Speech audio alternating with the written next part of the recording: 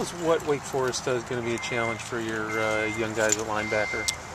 Well, they're very creative in what they do, and it's never the same thing 2 weeks in a row. They do a great job of exploiting what they perceive your weaknesses to be. So, we're going to have to be on top of our game, and the best thing you can do is get lined up right and hustle like crazy. For the defensive ends against all those different reverses they do with Brown and Givens, how disciplined do they have to be? Well, certainly they have to. We've been susceptible to them, as we saw in the second game of the year. So, we've made a big point of emphasis that, ball goes away, you got to look to see something coming back. So, hopefully we'll do a better job than we did in the Murray State game. Do those sweeps kind of buy Skinner sometimes, just because he can fake it at any moment? The rocket sweep? Yeah, kind of buys them time.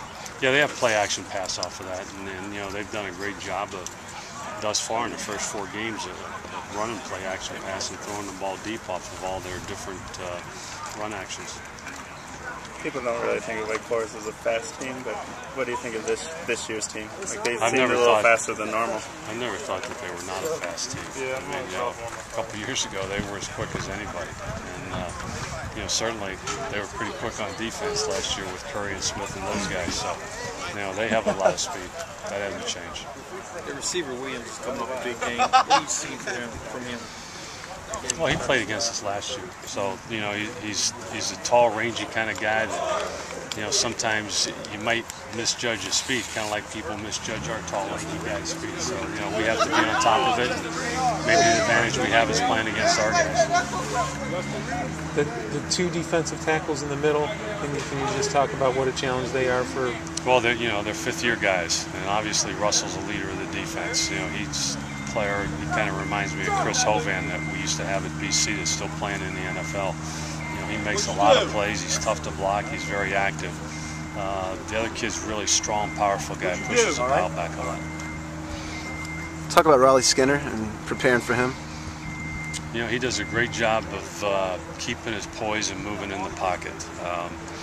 He's always stepping up, finding a seam, and making a play. Takes very few sacks, gets rid of the ball fast, which you would expect out of a 4-year starter, and the things that he's done his previous 3 years. He's really a heady, mature quarterback. Seems like they're doing a lot of shuffling in their secondary lately. How do you just go in and focus on something we haven't seen a lot of film on a couple of the guys that are playing? Well, we have to do what we do best, and that's, I don't know if they'll change the structure. Changing people really something you have to wait till you play them. As long as the structure remains the same, you attack the structure of the defense.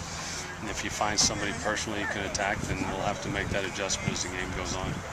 There's so many teams playing. Not personally, personnel-wise, I should have said that. There's so many teams playing 3 and 4 wide receivers these days. Is the safety position one of the positions in football that's probably changed the most because of the coverage abilities that they have to have now?